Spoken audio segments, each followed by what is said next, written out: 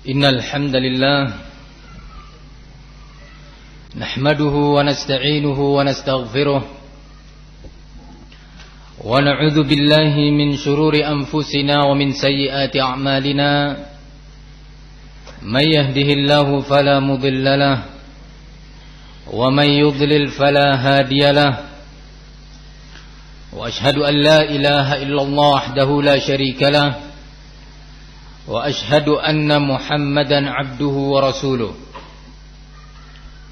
يا أيها الذين آمنوا اتقوا الله حق تقاته ولا تموتن إلا وأنتم مسلمون يا أيها الناس اتقوا ربكم الذي خلقكم من نفس واحدة وخلق منها زوجها وبث منهما رجالا كثيرا ونساء واتقوا الله الذي تساءلون به والأرحام إن الله كان عليكم رقيبا يا أيها الذين آمنوا اتقوا الله وقولوا قولا سديدا يصلح لكم أعمالكم ويغفر لكم ذنوبكم ومن يطع الله ورسوله فقد فاز فوزا عظيما. أما بعد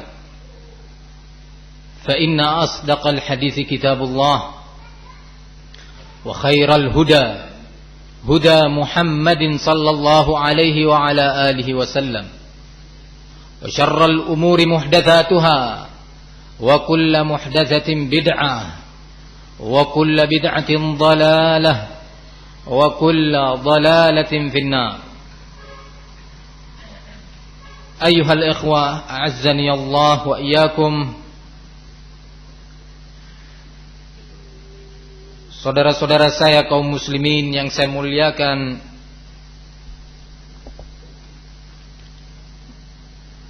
kita berterima kasih dan bersyukur kepada Allah Subhanahu wa taala yang sampai hari ini masih menanamkan di hati kita al-mahabbah, rasa cinta kepada al-haq, rasa cinta dan senang, suka untuk datang ke rumahnya, ke rumah Allah, untuk cinta dan suka kepada al-khair dan ahlul khair, kepada kebaikan dan kepada orang-orang yang berbuat kebaikan. Suatu nikmat yang luar biasa yang tidaklah Allah memberikannya kepada setiap hambanya. Ikhwani fid din, azani Allah wa iyyakum. Mudah-mudahan tentunya nikmat ini ditambah oleh Allah Subhanahu wa taala dan kita dengannya diberi ats-tsabat, kekokohan dan ketetapan hati sampai kita bertemu Allah Subhanahu wa taala.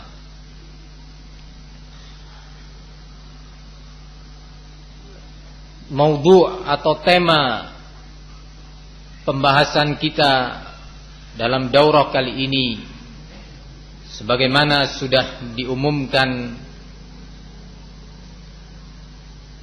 dan disebarkan, adalah sebuah tema pembahasan yang memiliki porsinya yang sangat tinggi di dalam dinil Islam, yang mau tidak mau dan harus setiap pribadi muslim untuk mengerti dan mengenalnya, karena setiap pribadi akan dituntut oleh Allah Subhanahu wa taala pertanggunggan jawabannya tentang nasib dirinya, nasib keluarga, nasib umatnya. Pembahasan ini adalah pembahasan yang sebenarnya sering disuarakan dan dijadikan sebagai tema-tema seminar, tema-tema di dalam karya-karya tulis, di dalam buletin-buletin yang disebarkan di masjid-masjid di tengah-tengah umat ini.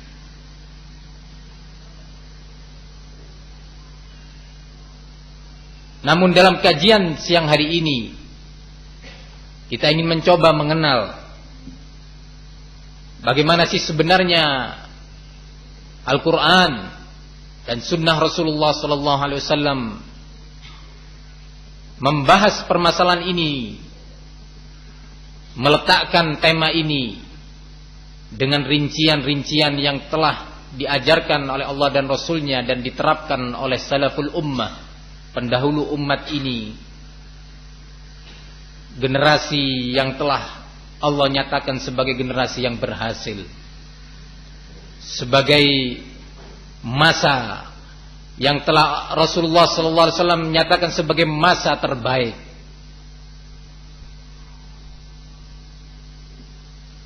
Kita pun berharap kita sampai kepada keberhasilan dan kebaikan yang telah mereka raih, yang telah mereka dapatkan dengan izin Allah. Walaupun tidak sama persis dengan apa yang mereka raih, dan itu mustahil, sesuatu yang tidak mungkin, karena memang telah dinyatakan oleh Allah itu adalah generasi yang terbaik. Rasulullah pun merekomendasikan itu adalah puncak terbaik dari Islam, yaitu generasi sahabat Rasulullah sallallahu alaihi wasallam. Tetapi sebagaimana dinyatakan dalam pepatah, ma la yudrak julluhu la yutrak kulluh, sesuatu yang tidak mungkin kita dapatkan mayoritasnya, suatu tujuan atau target yang sulit bagi kita untuk meraih mayoritas dari target tersebut atau persentase yang besar, maka janganlah kemudian ditinggalkan secara keseluruhan. Ikhwani fiddin, rahimani wa rahimakumullah, pembahasan tentang daulah Islamiyah, khilafah Islamiyah adalah pembahasan yang menarik, karena dalam pembahasan ini telah ikut berbicara pihak-pihak yang sebenarnya tidak punya modal untuk berbicara. Dalam topik ini telah bersuara pihak-pihak yang sebenarnya tidak berhak secara dinil Islam untuk dia berbicara. Memang sesuatu yang pantas terjadi di masa di mana Rasulullah telah menyatakan akan munculnya ar-ruwaibidah. Qalu manir ruwaibidah ya Rasulullah? Siapa itu ar-ruwaibidah? Rasulullah menjawab, as-safih yatakallam fi umuril ammah. Seorang yang dungu, mau sok berbicara, sok menanggapi, menyikapi perkara yang berkaitan dengan umat. Para hadirin yang saya muliakan, pembahasan kita kali ini kita ingin mencoba mengerti apa itu daulah Islamiyah. Bagaimana Allah dan Rasulnya serta para salaf umat ini, generasi terbaik ini, memandangnya, meletakkannya, memposisikannya. Khilafah, sesuatu yang kita semua mendambakannya. Khilafah Islamiyah, sesuatu yang pasti seseorang yang di hatinya ada nur iman, nurul iman, yang di hatinya ada cahaya iman, pasti dia ingin merasakannya. Tidak mungkin seorang mukmin di hatinya ada setetes iman untuk kemudian tidak suka terhadap daulah Islamiyah atau yang dinamakan khilafah al-ammah. Namun kita ingin mencoba bagaimana dan apa itu daulah Islamiyah. Kapan dinyatakan sebuah daulah, sebuah negara sebagai negara yang muslim atau negara Islam, dan kapan dia dinyatakan sebagai negara yang kafir atau kufur. Tentunya untuk menjawab ini harus dikembalikan kepada ahlinya, dikembalikan kepada orang yang memiliki perangkat-perangkat untuk menjawabnya. memiliki alat-alat medis untuk mengobati penyakit ini. Jangan kembali atau mengembalikan permasalahan ini kepada para dokter yang tidak memiliki jarum suntik untuk menyuntik pasiennya, atau seorang dokter yang tidak memiliki alat untuk melihat sejauh mana detak jantungnya dia bekerja. Kembalikan kepada ahlinya. Karena kalau sesuatu perkara tidak dikembalikan kepada ahlinya, Rasulullah menyatakan idza wusidal amru ila ghairi ahli fantadhiris sa'ah. Kalau suatu perkara sudah disandarkan, dikembalikan, dipercayakan kepada yang bukan bagiannya, tunggu saatnya, tunggu kiamat, tunggu kehancurannya. Ini yang terjadi di masa ini. Para hadirin yang saya muliakan, sebelum kita memasuki definisi-definisi tentang daulah Islamiyah yang dipaparkan oleh para ulama,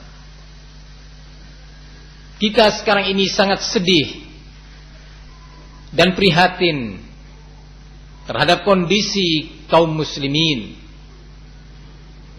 terhadap kondisi umat Islam,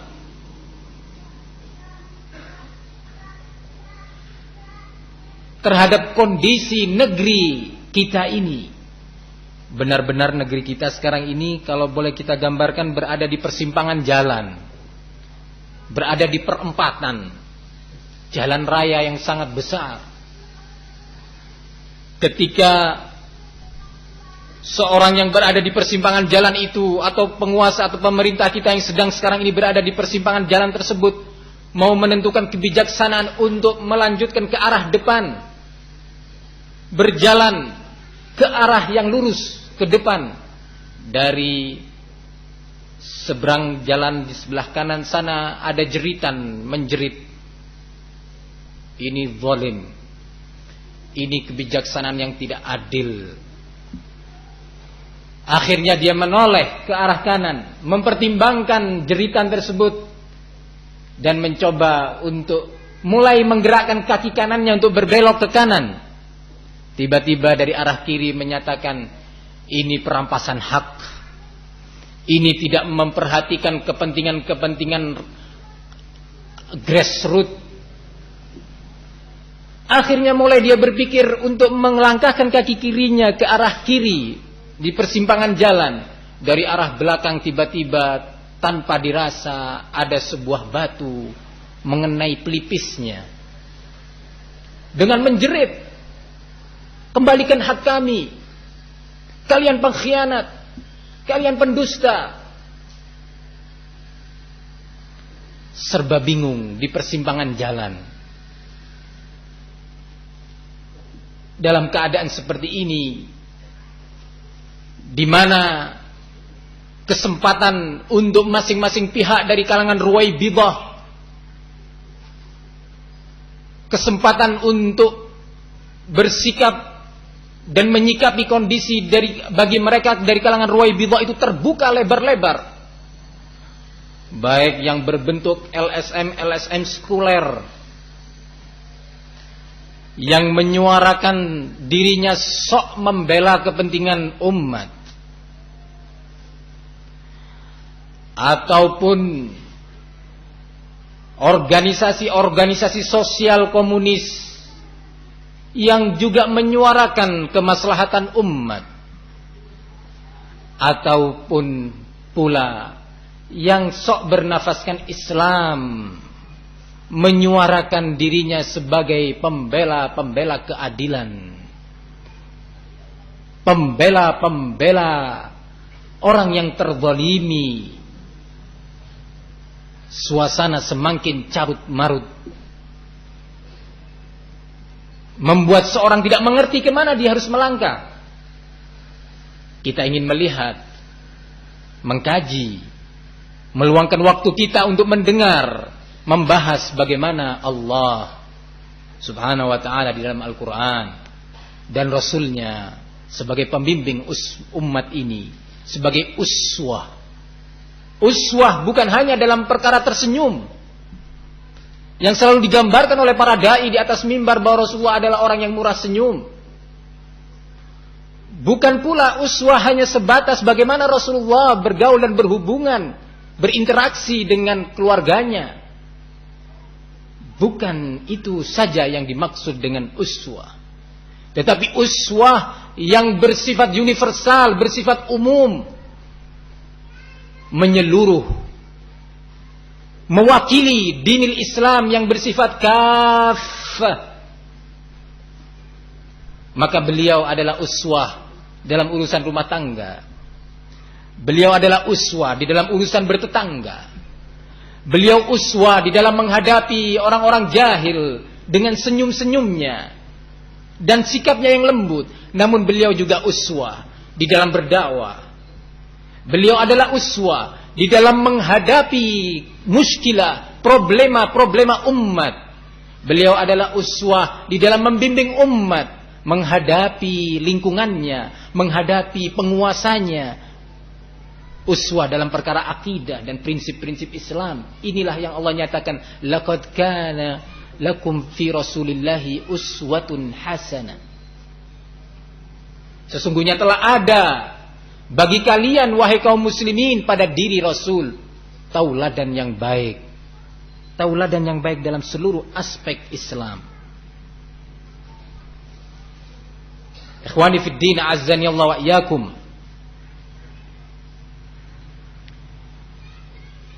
Tentunya tidak ada jalan lain untuk menyelesaikan muskilah umat ini, problema umat ini yang semakin hari semakin menumpuk, semakin hari warnanya semakin bertambah.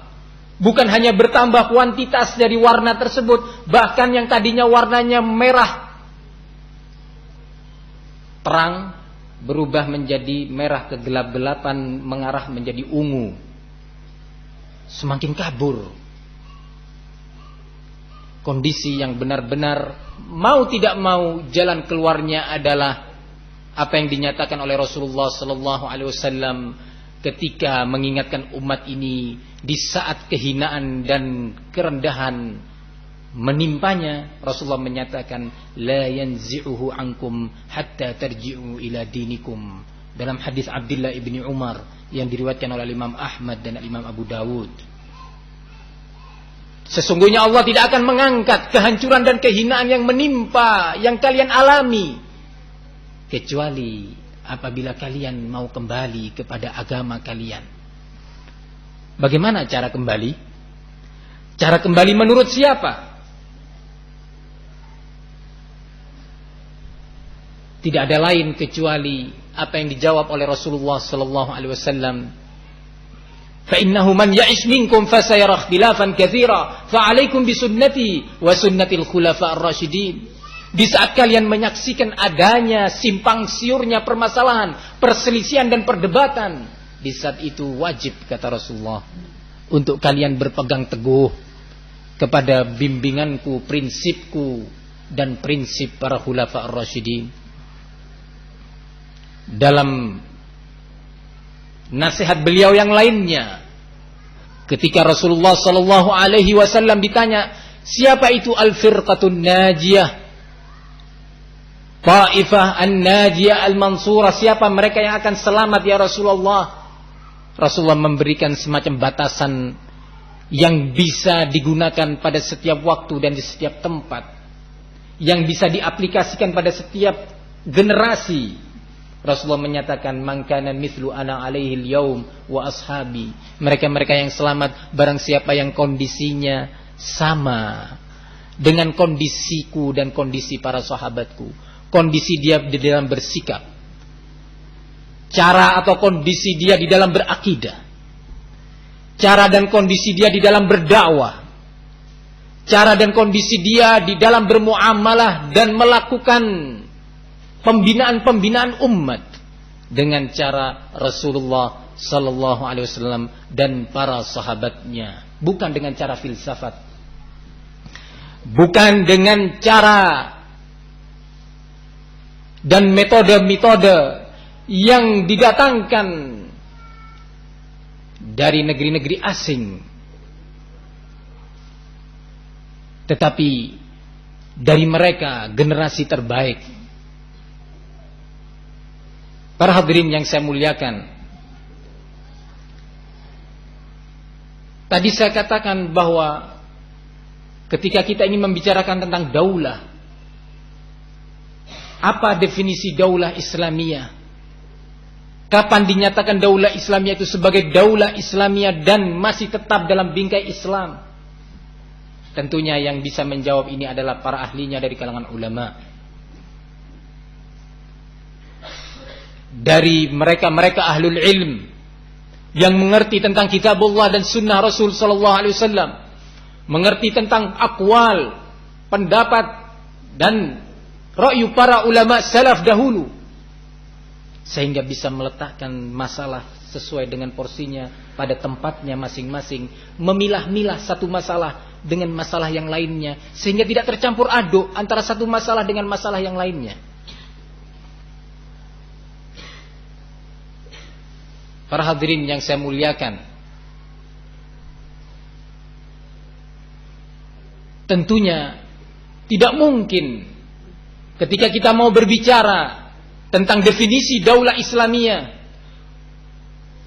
atau menilai sebuah masyarakat muslim untuk kemudian dinyatakan apakah masyarakat ini masyarakat muslim ataukah masyarakat jahiliyah, tidak mungkin kita mengembalikannya kepada Ruwaibidah,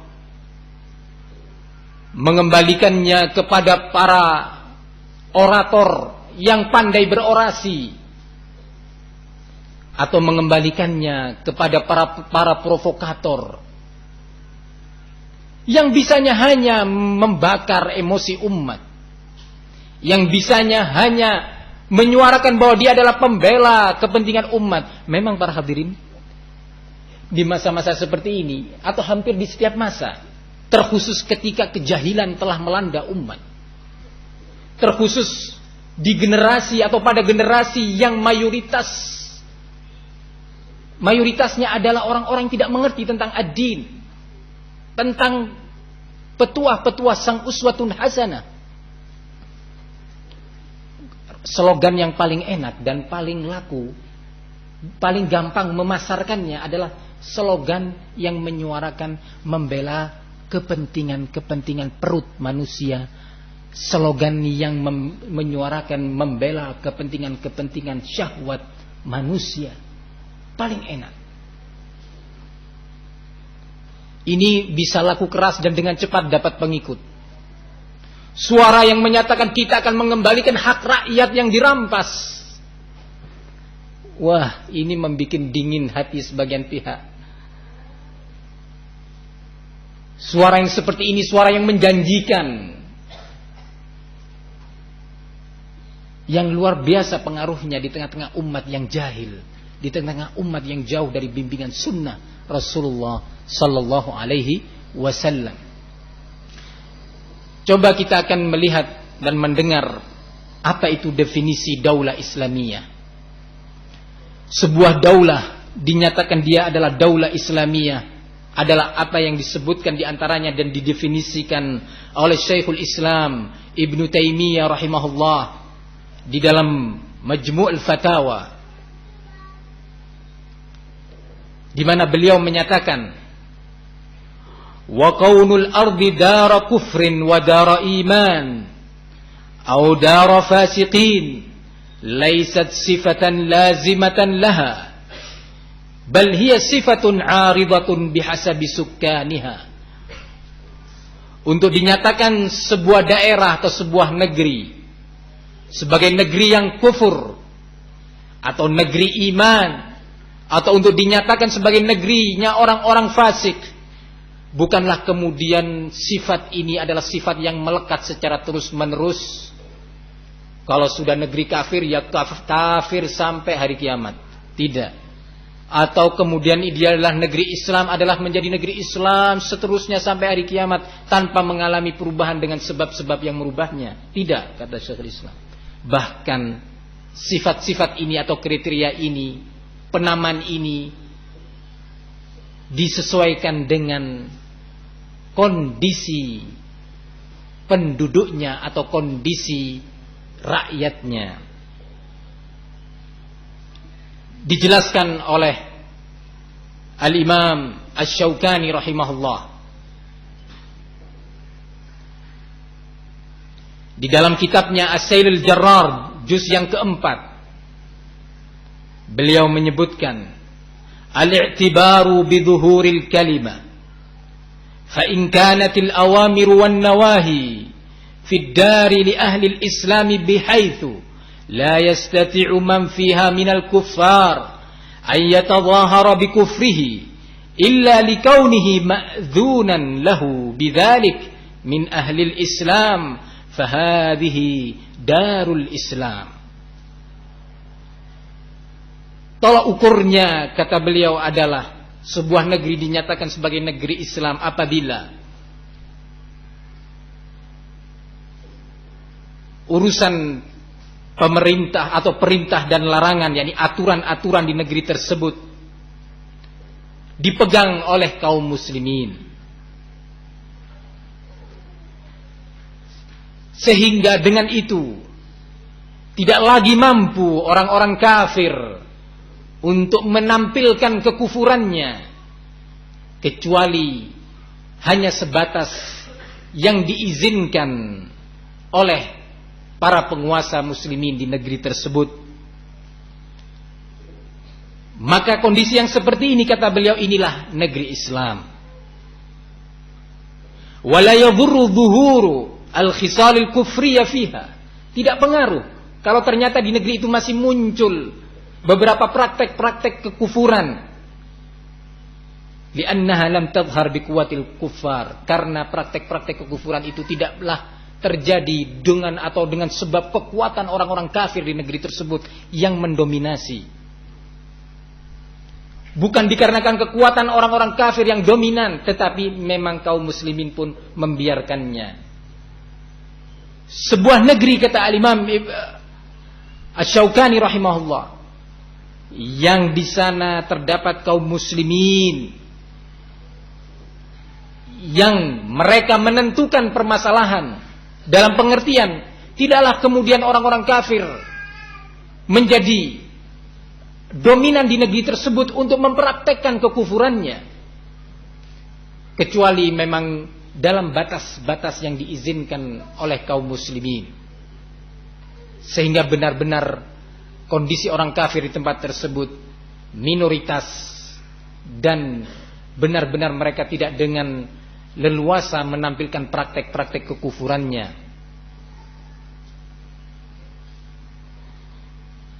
Kemudian yang berikutnya, kita ingin mencoba mengambil kesimpulan dari definisi-definisi para ulama tadi. Asy-Syaikh Al-Utsaimin rahimahullah menyatakan, ketika menjelaskan dan membedakan antara negeri kufur dengan negeri Islam, beliau menyatakan, wa baladus syirki huwa alladhi tuqamu fiha sya'airul kufur wa la tuqamu fihi sya'airul islam kal adhani was salati jama'atan wal jum'atu ala wajhin amin syamil. Ciri-ciri negeri syirik atau negeri kufur itu adalah, kata beliau, negeri yang sama sekali tidaklah dipraktekkan di sana syiar-syiar Islam, negeri yang justru di sana dipraktekkan syiar-syiar, lambang-lambang kekufuran, praktek-praktek kekufuran. Tidak lagi ditegakkan di sana atau dipraktekkan azan dan sholat jamaah, dan tidak pula ditegakkan di sana sholat Jumat yang sifatnya menyeluruh, yang sifatnya mendominasi negeri tersebut.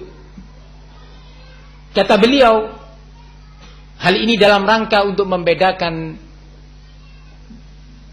dengan beberapa negeri kafir yang di sana ada sholat jamaah, ada masjid, ada juga sholat Jumat, ada juga sholat hari raya, sholat Id, Idul Fitri dan Idul Kurban. tetapi pelaksanaan syiar-syiar tadi bukan dalam bentuk yang mendominasi negeri tersebut, atau hanya dilakukan oleh orang-orang minoritas dari kalangan muslimin, sehingga azan tidak terdengungkan sebagaimana di negeri-negeri muslimin. Yang seperti ini tidak digolongkan atau tidak diklasifikasikan sebagai negeri muslim, seperti kata beliau atau kata para ulama yang lainnya di Amerika atau di Perancis. Di sana ada muslimin, di sana kaum muslimin melakukan sholat jamaah, di sana kaum muslimin melakukan sholat Jumat. Tetapi pelaksanaan beberapa syiar-syiar Islam itu tadi di negeri tersebut bukan dalam bentuk yang mendominasi negeri tersebut, hanya sebatas beberapa orang yang minoritas yang melakukannya. Maka seperti ini tidaklah digolongkan negeri muslim. Dan sebaliknya, ketika suatu negeri mayoritas penduduknya adalah muslimin, ditegakkan di sana syiar-syiar Islam. Yang dimaksud dengan syiar-syiar Islam dijelaskan oleh para ulama seperti yang tadi saya sebutkan, adalah sholat Jumat, sholat berjamaah, didengarkannya kumandang azan di negeri tersebut, ada sholat Id, pemerintahnya mengizinkan sholat jamaah, pemerintahnya mengizinkan sholat Jumat, membiarkan kaum muslimin mengumandangkan azannya di masjid-masjid, membiarkan muslimin membangun masjid-masjidnya. Maka negeri ini adalah negeri muslim. Walaupun ternyata di sana ada beberapa praktek-praktek yang menyelisihi syariat Islam. Kalau kita aplikasikan beberapa definisi dari kalangan ulama ini, niscaya kita bisa menyimpulkan bahwa alhamdulillah kita masih hidup di negeri muslimin. Kita masih hidup di sebuah negara yang muslim, sebuah negara yang masih mengizinkan kepada rakyatnya untuk mengumandangkan azan, untuk melaksanakan sholat Jumat dan sholat jamaah, untuk melakukan sholat Id dengan bebas kaum muslimin menampilkan keislamannya. Alhamdulillah, karena banyaknya masjid-masjid di negeri kita, sampai-sampai suara azan itu bersautan. Masjid ini belum selesai azan, gak jauh dari sini 100 meter ada masjid lagi azan. Sampai bingung yang mana yang mau dijawab.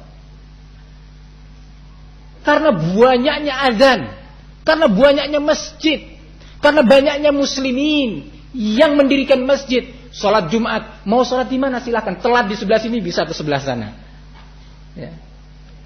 Subhanallah, negeri yang alhamdulillah adalah negeri atau negara yang muslim.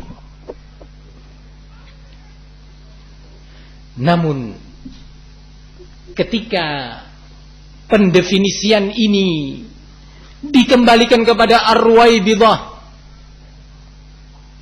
kepada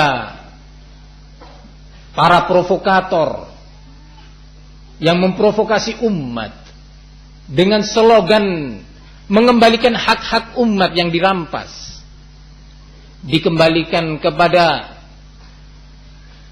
sastrawan dan dikembalikan pula kepada novelis-novelis. Di saat ini dalam kondisi seperti itu, maka keadaan semakin genting dan carut marut. Kita ingin menyebutkan beberapa definisi menurut mereka, dan kita ingin mendengar dari mereka kira-kira program apa yang mereka nyatakan. Di antara mereka adalah seorang pujangga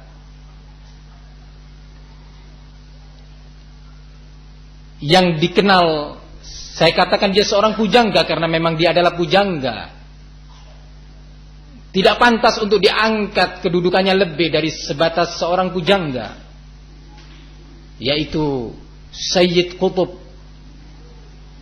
Di dalam buku-bukunya yang dengan tegas menyatakan bahwa tidak ada lagi di muka bumi ini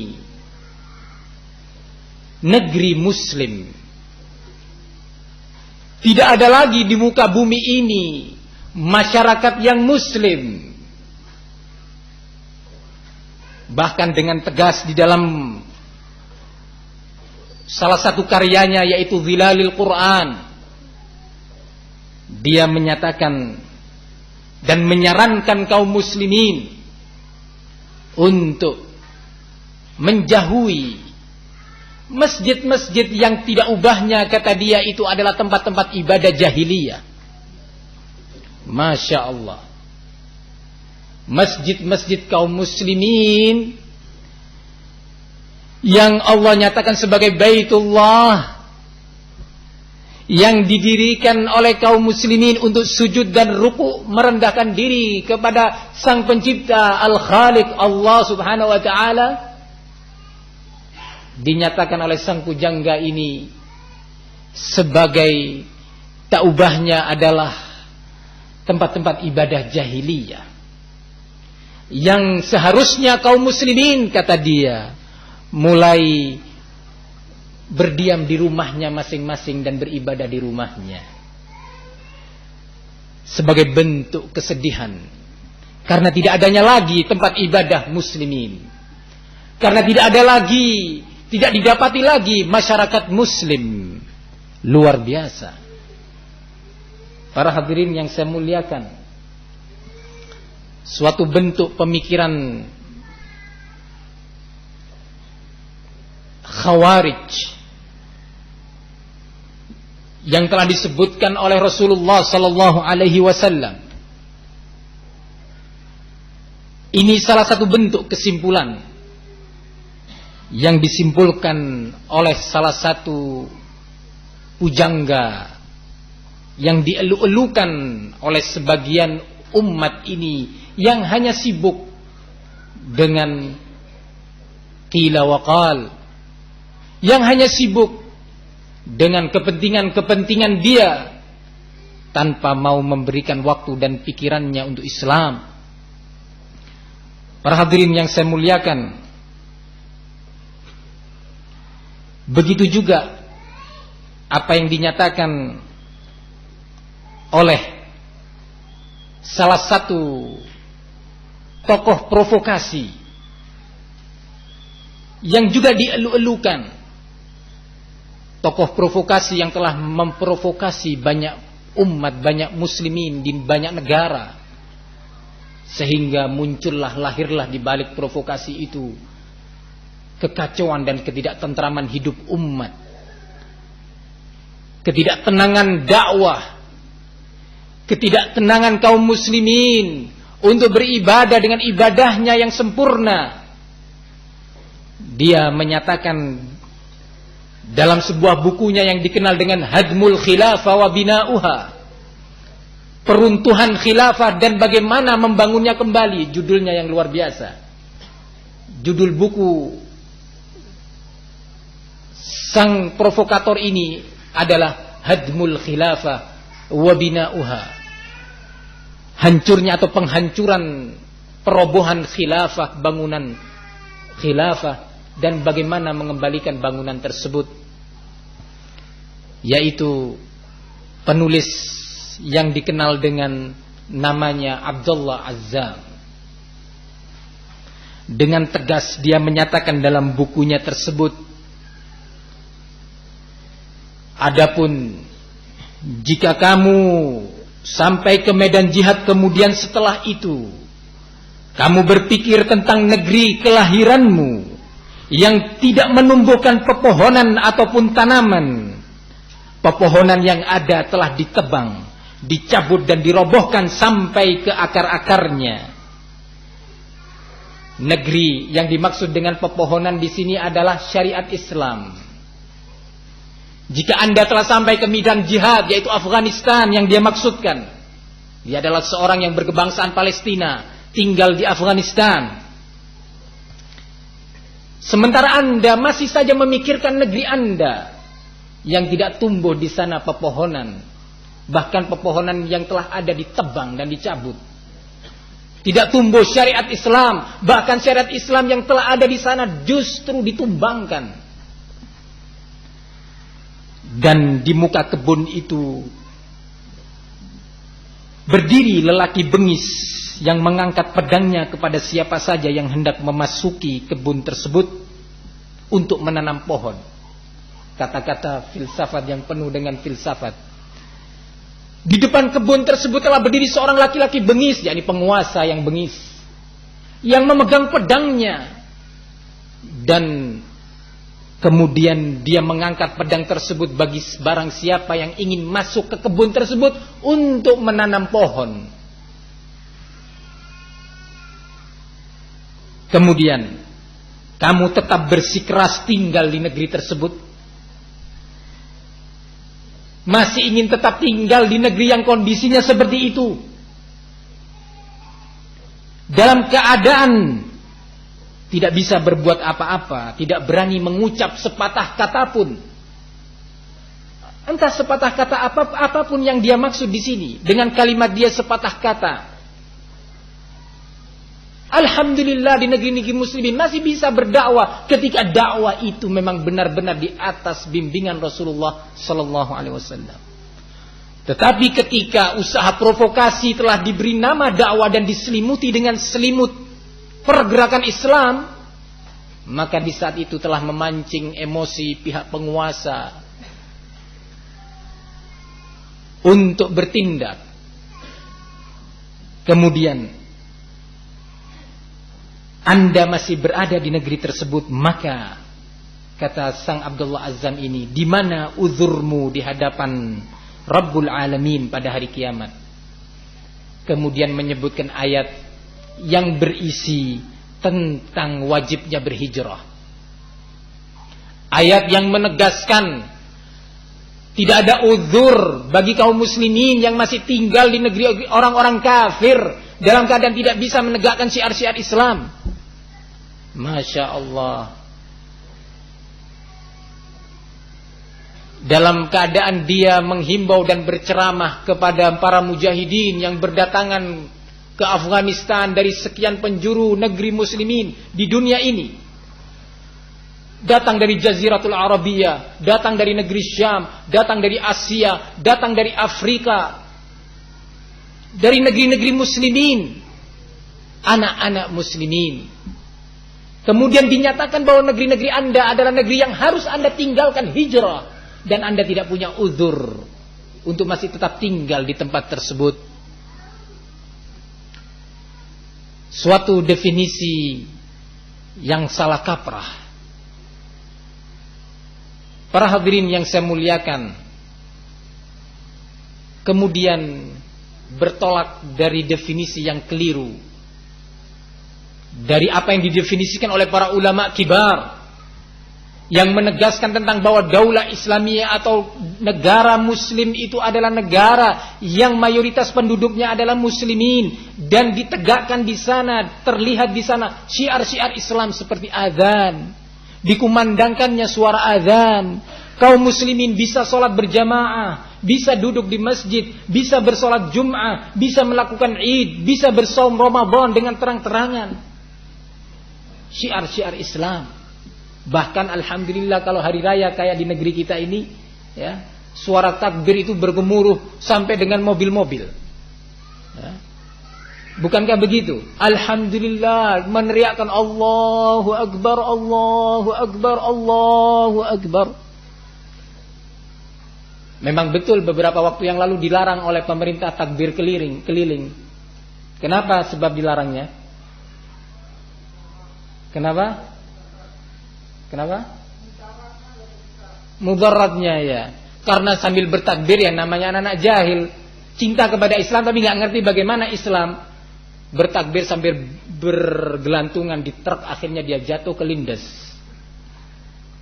Atas dasar itu pemerintah membuat kebijaksanaan dilarang takbir keliling dengan kendaraan-kendaraan. Bukan dilarang bertakbirnya, bukan, jangan keliru. Jangan diprovokasi umat ini bahwa kebijaksanaan ini sesat menyesatkan, jangan. Kebijaksanaan ini dikeluarkan untuk kemaslahatan umat.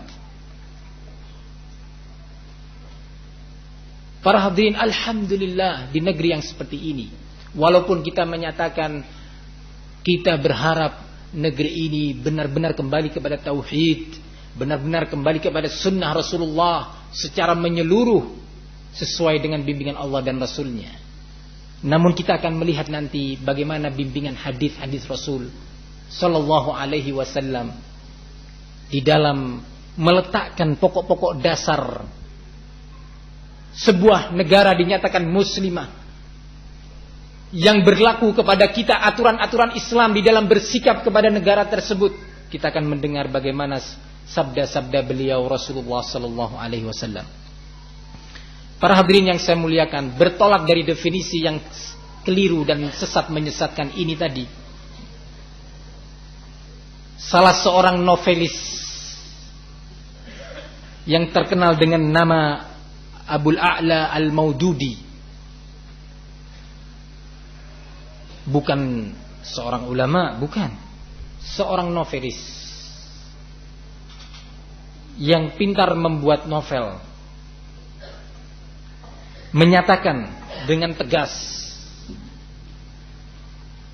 kata dia, mungkin telah jelas bagi Anda dari tulisan-tulisan dan karya-karya kita bahwa tujuan kita yang paling tinggi yang kita perjuangkan adalah, coba kita perhatikan, tujuan paling tinggi yang kita perjuangkan adalah mengadakan gerakan penggulingan kepemimpinan.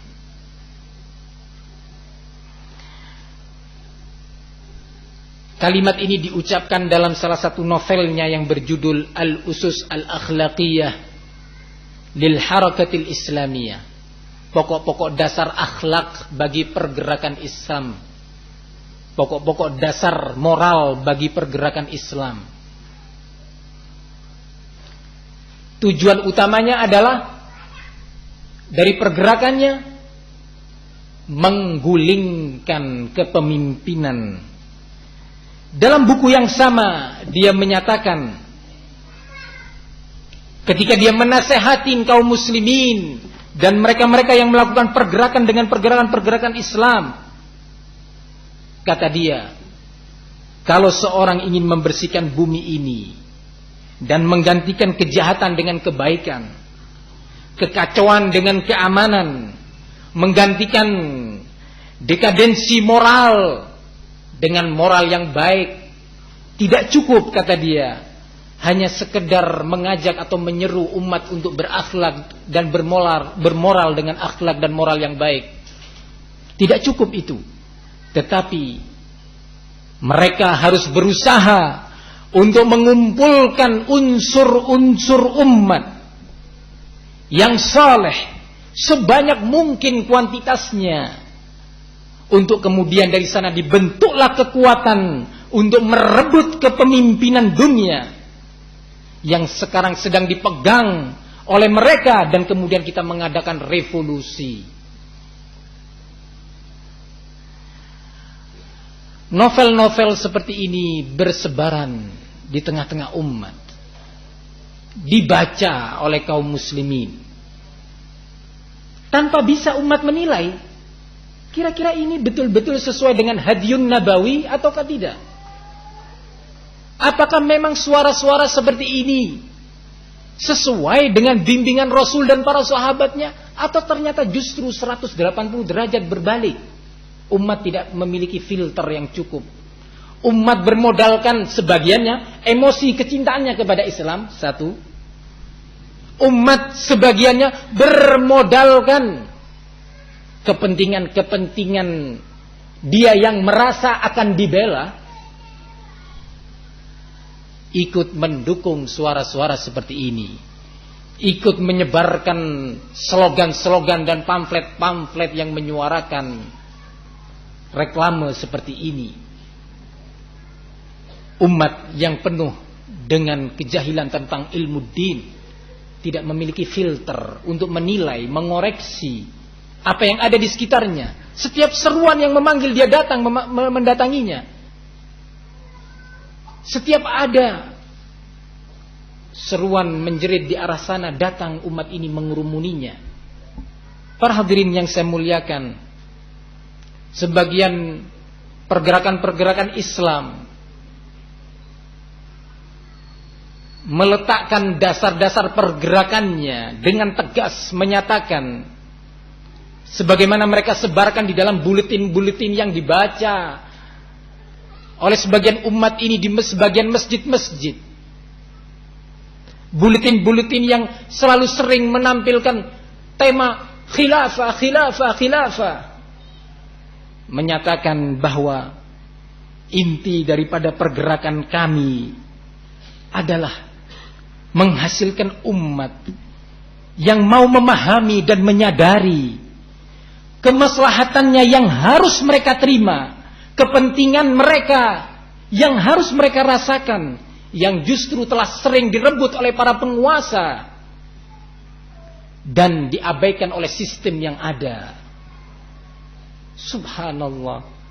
Tujuan utama pergerakannya adalah mengingatkan umat agar mau sadar dan faham tentang kepentingannya dan hak-haknya yang telah direbut oleh penguasa, untuk menuntutnya, memintanya dan memaksanya. Bahkan di dalam beberapa edisinya menyatakan, kalau perlu kita mengangkat senjata untuk mengembalikan hak-hak tersebut. Apakah cara yang seperti ini adalah caranya Rasul? Atau itu adalah cara para provokator dan teroris Khawarij yang telah diletakkan oleh perintis pertamanya di zaman Rasulullah sallallahu alaihi wasallam, seorang yang dikenal dengan Dzul Khuwaisirah, yang menampilkan dirinya sebagai penegak keadilan, yang menyuarakan keadilan dan kesejahteraan bagi umat, menyatakan kepada Rasulullah dengan memegang kerah baju Rasulullah, "I'dil ya Muhammad." Berbuat adillah engkau wahai Muhammad, sesungguhnya pembagian ini, yakni pembagian pampasan perang, tidaklah adil dan bukanlah pembagian yang didasari keikhlasan kepada Allah. Ini perintis teroris pertama, perintis gerakan terorisme yang dilakukan oleh pendirinya, yaitu Dzul Khuwaisirah, yang kemudian Rasulullah menyebutkan akan muncul dari anak keturunan orang ini orang-orang yang akan melanjutkan kiprahnya, yang kemudian Rasulullah menjawab seruan provokasi dari Dzul Khuwaisirah ini. Alhamdulillah, karena orang yang di sekitarnya adalah orang-orang yang dididik dengan ilmu din oleh Rasulullah SAW. Orang-orang yang tidak mengendahulukan kepentingan dan penuntutan haknya yang merasa dirampas, yaitu para sahabat Nabi, tidak terprovokasi dengan itu. Dan Rasulullah dengan tenang menjawab, "In lam a'dil ana faman ya'dil wa ana aminun man fis sama." Kalau seandainya saya, yakni Rasul, sudah tidak bisa lagi berbuat adil, kira-kira siapa lagi yang bisa berbuat adil? Sementara saya ini adalah orang kepercayaan zat yang berada di langit, kepercayaan Rabbul Alamin. Kalau saya sudah gak bisa berbuat adil, kira-kira siapa lagi yang bisa berbuat adil? Kata Rasulullah Sallallahu Alaihi Wasallam. Orang ini pergi dengan garangnya. Alhamdulillah, orang yang di sekitarnya, para sahabat yang berilmu, tidak terprovokasi, di bawah bimbingan seorang Rasul, sebagai seorang dai penyeru kepada al-haq, menenangkan suasana. Para hadirin yang saya muliakan, kita mencoba ingin melihat bagaimana sebenarnya seruan dan usaha untuk mewujudkan khilafah dan daulah Islamiyah. Sebagian pihak setelah menilai bahwa negeri-negeri ini adalah negeri-negeri kafir,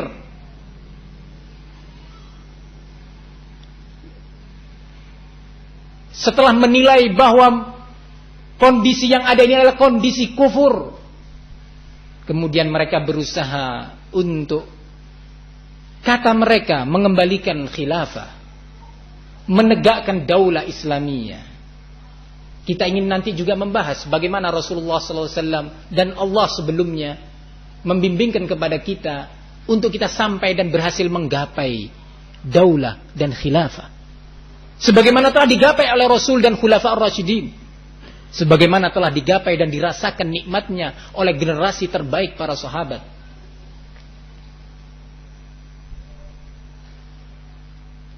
Para hadirin yang saya muliakan, sebagian pihak menyatakan bahwa tidak mungkin kita sampai kepada daulah Islamiyah. Tidak mungkin kita mewujudkan sebuah khilafah Islamiyah kecuali dengan satu-satunya jalan, yaitu jihad fisabilillah. Sekarang ingin memolesi gerakan dan tindakan dia, kebrutalan dan teror dia dengan nama dan simbol jihad. Butuh sewaktu-waktu kita untuk mengadakan kajian dan pembahasan apa itu jihad. Siapa itu mujahidin? Siapa yang harus dijihadi? Siapa yang harus diperangi? Kapan umat ini harus berjihad? Ini semua dibahas oleh para ulama dalam pembahasan ilmiah, bukan pembahasan para orator atau provokator, bukan. Pembahasan ahlul ilmi yang kita diperintahkan oleh Allah untuk mengembalikan jawaban-jawaban permasalahan kita kepada mereka. Ternyata jihad yang dimaksudkan adalah sebagaimana disuarakan oleh penulis-penulis mereka dan dai-dai mereka adalah usaha penggulingan penguasa yang sedang berkuasa. Karena negara itu sudah tidak lagi Islami. Karena negara itu bukan lagi negara Islam, bahkan dia adalah negara kufur. Kenapa itu negara kufur? Kenapa negara ini atau negeri ini dinyatakan negeri kafir? Dengan lantang menyuarakan ayat Al-Quran di dalam surat Al-Ma'idah, "Waman lam yahkum bima anzalallah faulaika humul kafirun." Barang siapa yang tidak berhukum dengan hukum-hukum yang diturunkan oleh Allah Subhanahu wa taala, maka mereka adalah orang-orang kafir. Dengan akal pendek yang telah diselimuti oleh emosi dan keterbatasan memahami nas-nas Al-Quran dan Sunnah Rasul Sallallahu Alaihi Wasallam dan sejarah para salaful ummah, pendahulu generasi umat ini, dia dengan tegas menyatakan bahwa ini adalah negara kafir yang harus segera digulingkan dengan kekuatan dan mengangkat senjata. Dan mereka namakan ini adalah jihad. Para hadirin yang saya muliakan,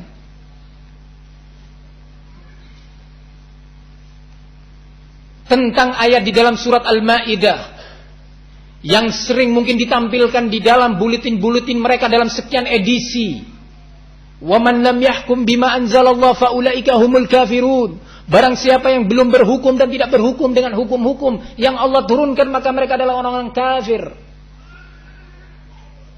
Lupa mereka atau sok lupa, jahil mereka atau pura-pura jahil,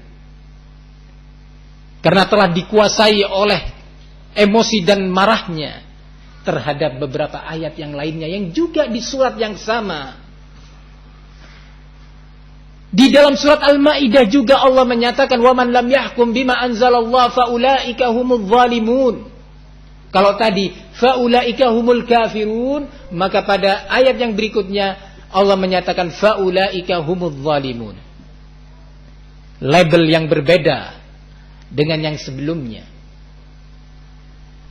Pada ayat yang berikutnya Allah menyatakan, "Waman lam yahkum bima anzalallah faulaika humul fasiqun." Barang siapa yang tidak berhukum dengan hukum-hukum yang Allah turunkan, maka dia adalah orang-orang fasik. Pertama adalah orang-orang kafir, kata Allah. Yang kedua Allah nyatakan sebagai orang-orang zalim. Yang ketiga Allah nyatakan sebagai orang-orang fasik. Kenapa? Dan apa yang menyebabkan label yang berbeda ini? Tentunya jawabannya harus pula dikembalikan kepada ahlinya. Para mufassirin dari kalangan sahabat. Orang-orang yang lebih mengerti tentang Al-Quran. Orang-orang yang lebih mengerti tentang bahasa Al-Quran. Tentang makna Al-Quran. Yang turun dengan bahasa mereka. Lebih mengerti tentang Al-Quran. Karena mereka menerima Al-Quran melalui pembimbingnya. Langsung sebagai aminun man fis sama. Pembawa amanat zat yang berada di langit, yaitu Rasul. Di bawah bimbingan wahyu. Itu para sahabat. Ibnu Abbas, anak paman Rasul, seorang anak muda yang telah didoakan oleh Allah, oleh Rasulullah sallallahu alaihi wasallam untuk diberi ilmu tentang din dan difahamkan tentang Al-Quran, menyatakan tentang makna ayat wa man lam yahkum bima anzalallah faulaika humul kafirun. Dalam sebuah athar yang diriwayatkan oleh Al-Imam At-Tabari rahimahullah dalam tafsirnya, kata Ibnu Abbas, kufrun duna kufrin.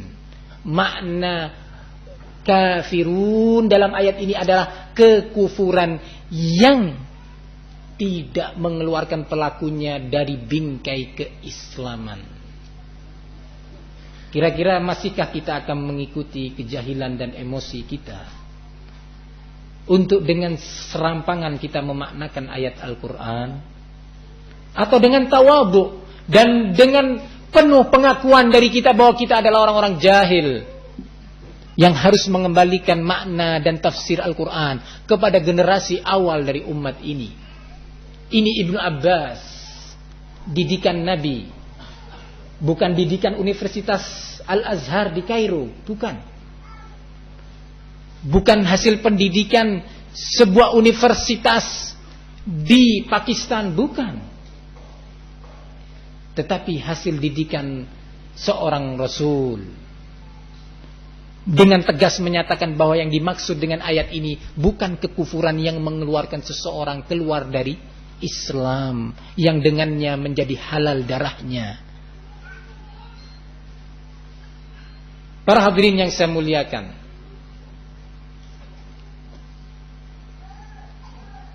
bukanlah pembahasan kita membahas tentang makna ayat itu, tetapi yang ingin kita bahas adalah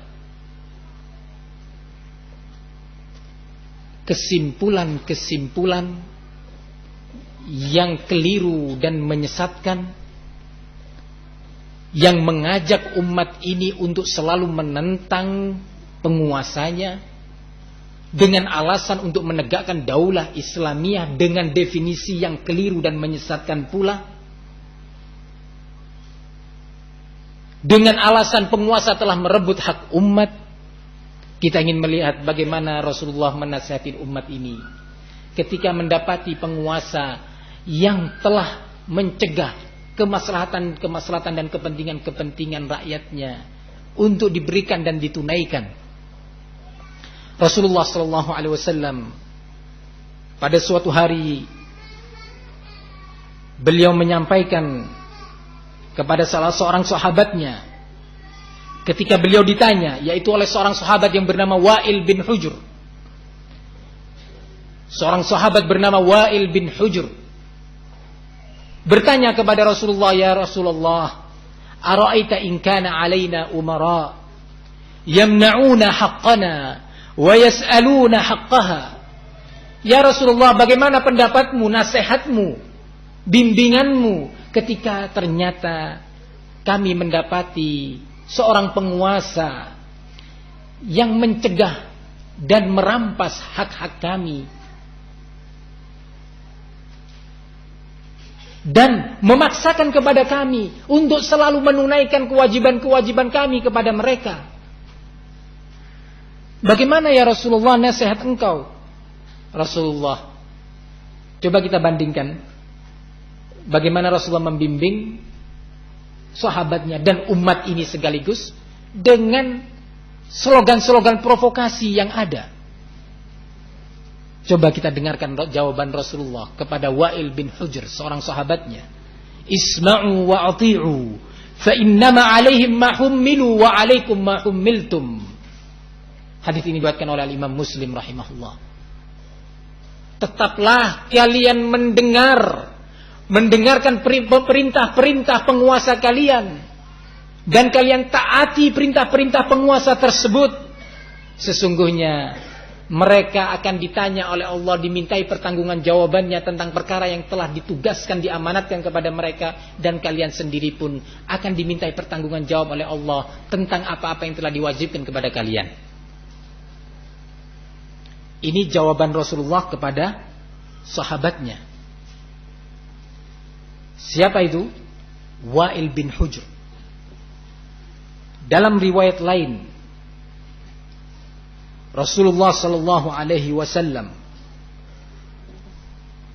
menyatakan, kalau tadi Wa'il bin Hujr, sekarang ini dari sahabat Hudzaifah ibnul Yaman, di mana Rasulullah menyatakan, yakunu ba'di a'immatun la yahtaduna bihadyi wa la yastannuna bisunnati wa sayaqumu fikum rijalun qulubuhum qulubus syayatin fi jismani insanin. Qultu kaifa asna'u idza adraktu dzalik. Akan muncul, kata Rasulullah sallallahu alaihi wasallam, setelah sepeninggalku,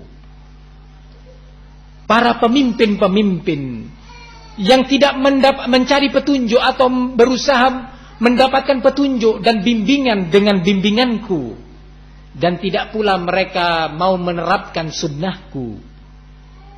Dan akan datang pula di kalangan mereka penguasa-penguasa yang hati mereka, kolbu mereka itu adalah kolbunya syaitan, berada di jasadnya insan. Hatinya, kolbunya itu kolbunya syaitan yang hidup di dalam tubuh manusia. Coba bayangkan, hatinya syaitan. Luar biasa. Bukan hatinya preman, hatinya syaitan. Apa jawaban nasihat Rasulullah SAW ketika Hudzaifah bertanya? Memang Hudzaifah juga sering bertanya kepada Rasulullah tentang perkara ini. Ketika Rasulullah memberitakan berita ini yang akan menimpa umat, langsung Hudzaifah bertanya, kaifa asna? Apa yang bisa kami lakukan? Sikap apa yang bisa kami lakukan ya Rasulullah ketika kami mendapati kondisi yang seperti itu? Pimpinan-pimpinan yang hatinya adalah hatinya syaitan, berada di tubuh manusia, tidak mau mengambil petunjuk-petunjuknya Rasul, tidak mau menerapkan sunnahnya Rasul. Bagaimana? Kata Rasulullah, adakan demo,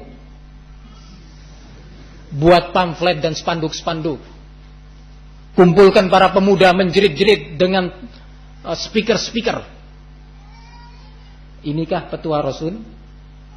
Seorang murabbi, seorang pembimbing yang memberikan tarbiyah ilahiyah, menjawab, tasma'u wa tuti'u lil amir wa in daraba dhahraka wa akhadha malak.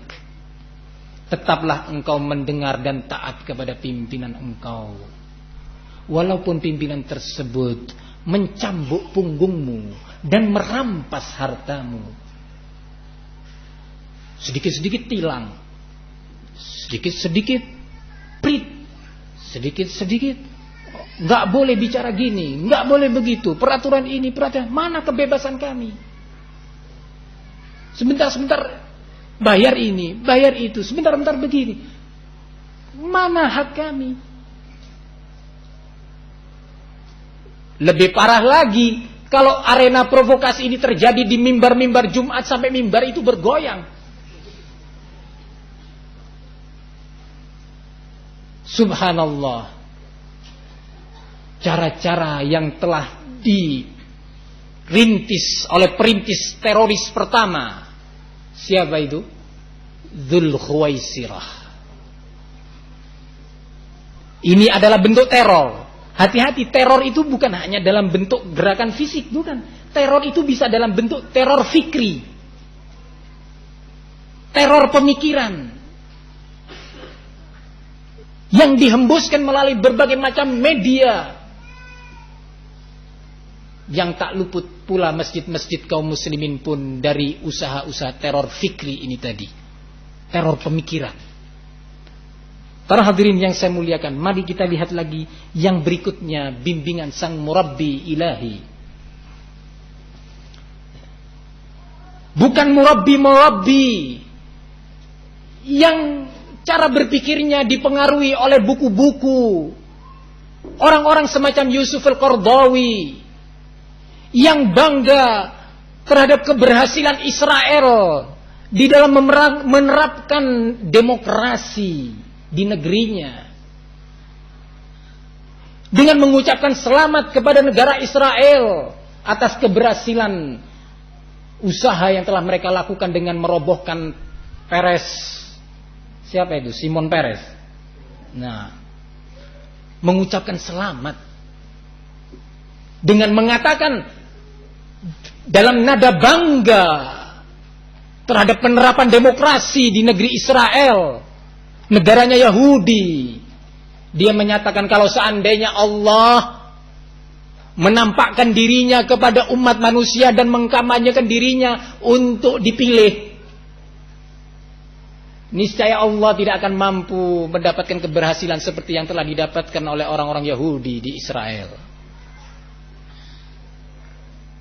Kalimat ini bukan kalimat yang dinukil dari warung kopi atau dari warung nasi pecel sambil makan pecel cerita, bukan. Ini diucapkan, direkam dalam kaset dan disebarkan di dalam majalah-majalah dan surat kabar. Di antaranya adalah surat kabar Al-Watan di negeri Arab sana. Luar biasa kalimat kufur. Bukan jalan keluar para murabbi yang pemikirannya dipengaruhi oleh pemikiran orang-orang semacam Yusuf al-Qaradawi yang menyatakan kita bersaudara dengan Yahudi dan Nasara.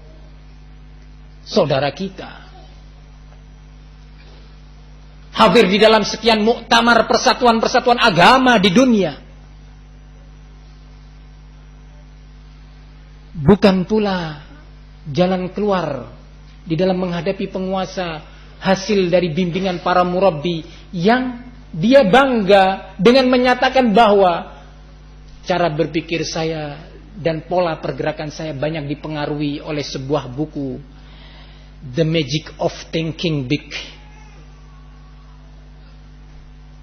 Berpikir besar atau berjiwa besar dalam berpikir atau yang semakna inilah karya seorang Yahudi, David G. PhD.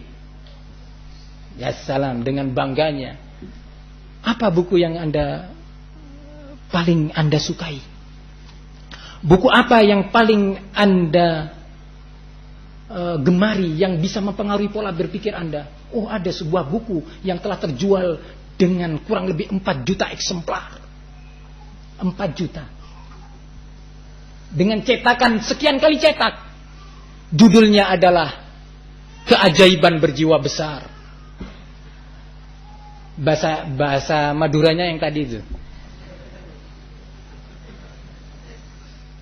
Barakallahu fikum. Apakah murabbi-murabbi umat yang seperti ini yang akan dicalonkan sebagai pemimpin umat dan akan membawa umat, menggiring umat untuk mengembalikan khilafah Islamiyah? Apa mungkin? Ataukah jawabannya adalah harus dikembalikan kepada murabbi-murabbi yang berjalan di atas tarbiyah ilahiyah, di atas manhaj salaful ummah, di bawah bimbingan Rasul dan para sahabatnya dan para a'immah? Tentunya jawabannya tidak bisa dipungkiri adalah yang kedua. Kita lihat bagaimana bimbingan sang murabbi yang berikutnya. Suatu hari seorang sahabat bernama Abu Dzar Al-Ghifari, subhanallah, ketemunya sama Abu Dzar pada waktu itu. Kita tahu Abu Dzar ini orang yang pemberani, yang memiliki cemburu yang luar biasa. Ya. Orang-orang yang diantara sifatnya la yakhafuna fillah laumata laim. Kalau mau bertindak tidak pernah takut terhadap celaan orang-orang yang mencela. Ini Abu Dzar. Ketika mengumumkan keislamannya sempat dicegah, sudah jangan bicara dulu. Enggak khawatir, bicara dia dengan tegas. Di dekat Ka'bah akhirnya dipukuli oleh orang-orang Quraisy sampai dia jatuh pingsan. Ini Abu Dzar dengan keberaniannya. Suatu hari Abu Dzar tidur di Masjid Madinah, Masjid Nabawi. Qala atani Rasulullah sallallahu alaihi wasallam wa ana naimun fi Masjidil Madinah. Datang kepadaku Rasulullah sallallahu alaihi wasallam dalam keadaan aku pada waktu itu tidur di Masjid Madinah, yakni Masjid Rasul.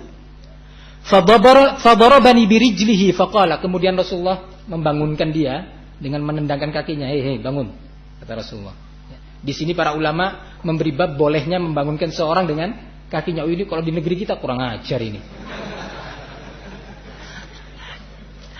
Enggak sesuai dengan adab ini.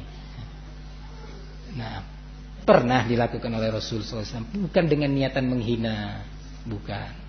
Nah, kemudian ala araka naiman fihi, bukankah engkau telah tidur di masjid ini wahai Abu Dzar? Qultu ya Nabi Allah ghalabatni aini. Ya Rasulullah, aku sudah enggak bisa nahan ngantuk ini. Qala kaifa tasna idza ukhrijta minhu? Kemudian Rasulullah mengungkapkan sebuah pertanyaan kepada Abu Dzar yang telah terbangun dari tidurnya.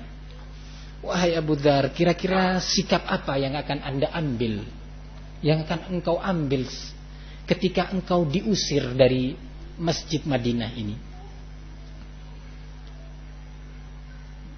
Dijelaskan oleh para syurah, diusir oleh penguasa yang zalim dari Masjid Madinah ini.